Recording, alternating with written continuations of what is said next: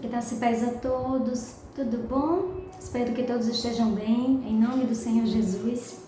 Eu gostaria de compartilhar convosco um devocional que eu estava fazendo agora pela manhã e o Senhor me trouxe algo ao meu coração. Eu gostaria realmente de compartilhar.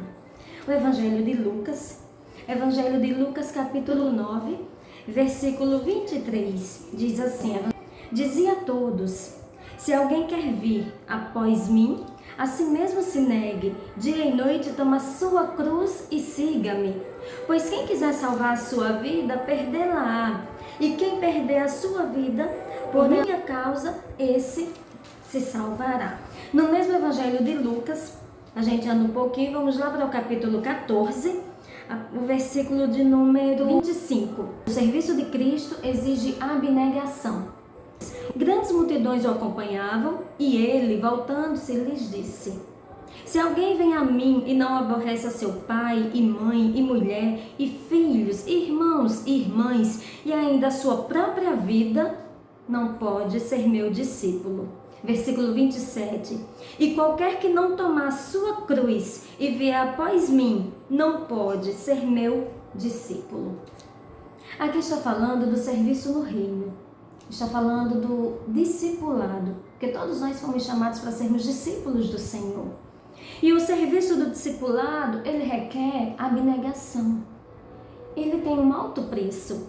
É tanto que quando a gente vai lendo aqui, dando continuidade, no mesmo capítulo 14, nós vamos ver que o Senhor vai falar acerca do homem que pretende fazer uma construção e ele se senta e planeja e calcula. Aquele homem que pretende fazer uma grande obra, se ele não tiver o zelo de calcular, de observar, de analisar, ele pode não ser bem sucedido na sua obra.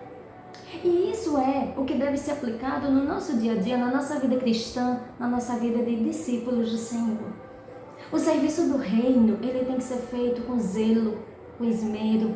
Primeiro ele requer abnegação. Primeiro ele requer uma transformação. Ele requer que sejamos mortificados na nossa carne.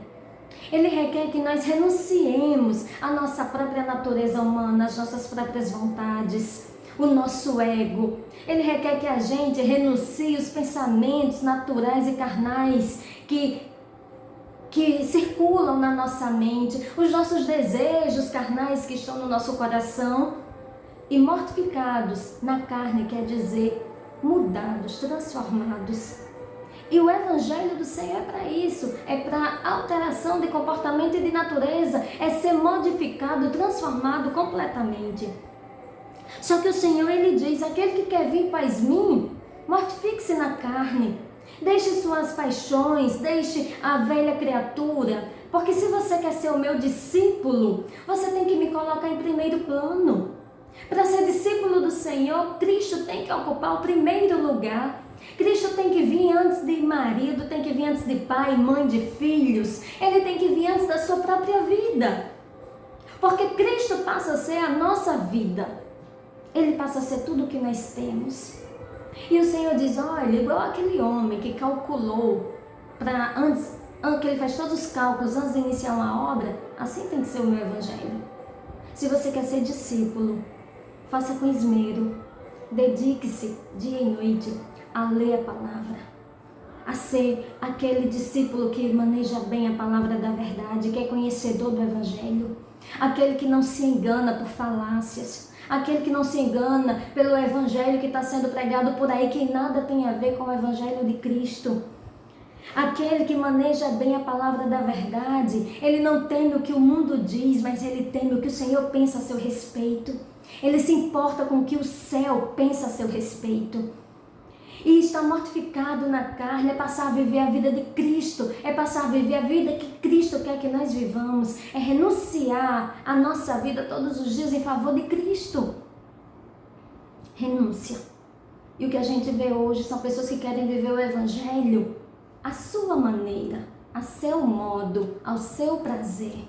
O que importa é o coração. Eu posso viver do mesmo jeito de antes porque o Senhor não quer saber do meu corpo, não quer saber da minha veste, não quer saber da minha profissão, não quer saber o que eu faço, Ele quer saber do meu coração. Não, mudança implica mudança total.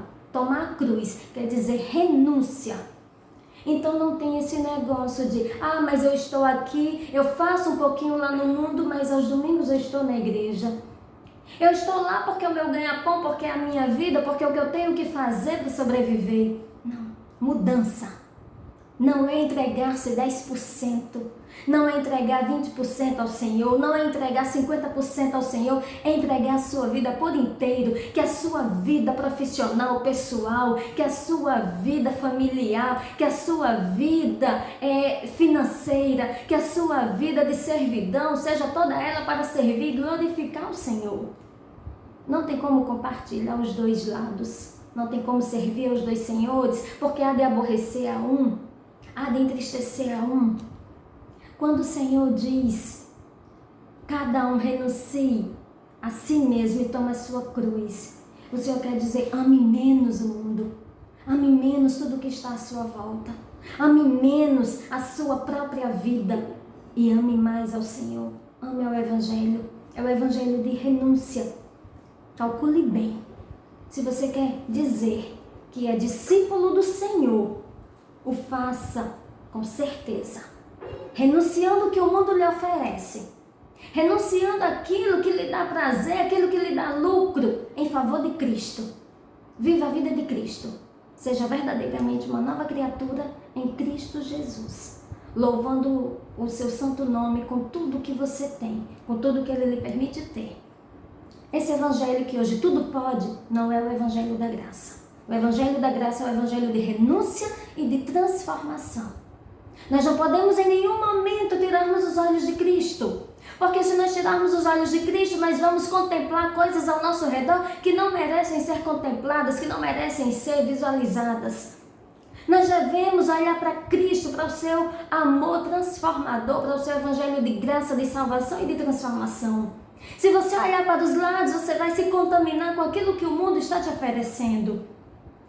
Olhe somente para Cristo. É nele que você vai encontrar o amor que você precisa, o conforto que você precisa, a vida que você precisa.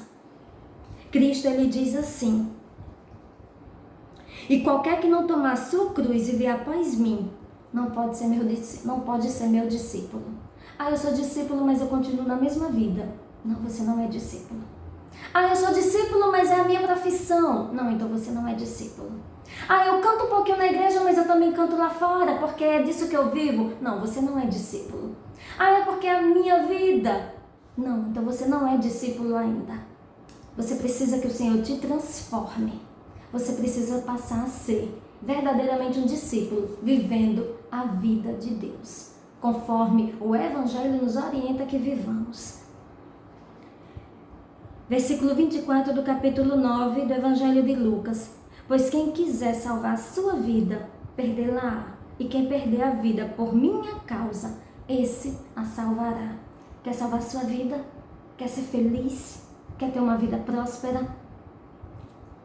Deixe a sua vida e passe a viver a vida de Cristo. E deixe que Ele te conduza. E não tire os olhos dele. Não deixe de contemplar Cristo para contemplar o que está ao seu redor. Porque se você olhar o que está ao seu redor, você vai ver coisas que você não deve. E coisas que não são agradáveis ao Senhor.